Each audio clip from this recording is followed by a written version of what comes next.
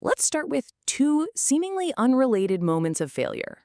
First, a broken link on a web page that's supposed to be for learning, and second, an oceanic force, something with a power that's almost incomprehensible. On the surface, these two things feel like they are worlds apart. But what if they're not?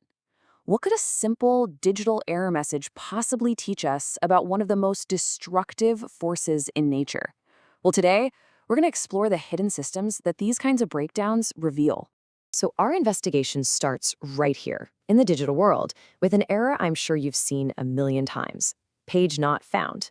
This one from Khan Academy isn't just a dead end, though. It's actually, well, it's a window into something much deeper. You see, even when it fails, the page still tells you what the system is all about. It gives you its core purpose, its fundamental reason for existing. It's a mission statement, right there at the exact moment the system can't deliver on its promise. But that error page, it also reveals something else. It shows a vulnerability, a point of fragility, deep inside the system. It's telling you that it relies, really relies, on a tiny fraction of its community to keep the whole thing running. And here's what that looks like. You can see the vast majority of people use the service for free, and they're all supported by this tiny sliver of donors. So the failure of just one single page, it actually shines a light on the entire financial structure of the platform. Okay, now we're going to shift gears. And I mean dramatically. We're going from the fragility of a website to the immense, raw power of the ocean. The name itself, tsunami, is really interesting. It's Japanese for harbor wave, and it was named by fishermen who would be out in the deep open ocean, totally safe, and they'd come back to port only to find their harbor completely destroyed by a wave they never even saw. So its sneaky, deceptive nature, it's baked right into its name.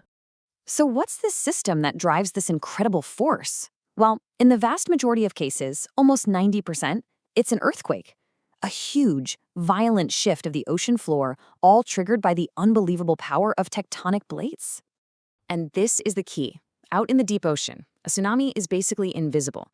It's a low, incredibly fast wave, maybe only a meter high, but it's moving at the speed of a jet.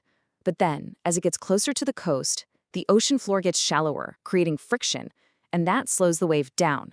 All that energy has to go somewhere, so it goes up, compressing the wave's entire length into this terrifying wall of water. The amount of energy we're talking about here, it's almost impossible to wrap your head around. Back in 1958, a massive landslide crashed into Latoya Bay in Alaska, and it triggered what's called a mega tsunami. That wave reached a height of 524 meters. That's the highest wave ever recorded. So, whether it's a digital error or an elemental disaster, the system reveals itself in the breakdown. And in that exact moment, understanding how the system works becomes the key to survival. With a tsunami, that moment of revelation can be really counterintuitive. So, what do you think is the most deceptive warning sign that one is on its way? It's actually not the sight of a big wave coming at you, but the sudden absence of water. The ocean itself will suddenly pull back, receding super fast and exposing hundreds of meters of the seafloor. This is actually the trough of the wave hitting the shore before the crest.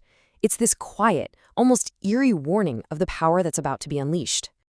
And knowing this one fact can literally be the difference between life and death. In 2004, a 10-year-old girl from England was on vacation in Thailand, and she saw this happen. She recognized the receding water from a geography lesson she just had. She knew what it meant and frantically warned everyone.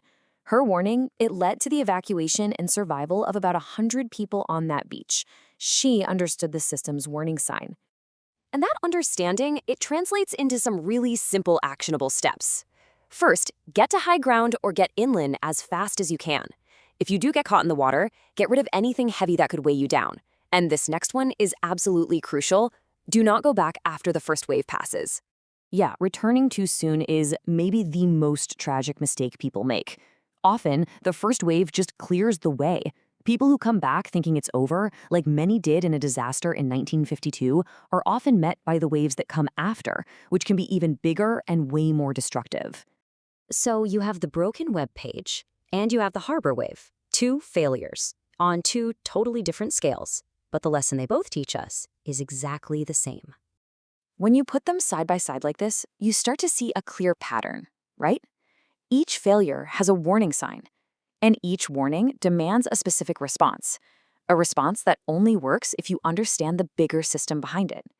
For the 404 page, the system is a nonprofit educational model. For the tsunami, it's the raw tectonic power of our planet. And this is really the main takeaway.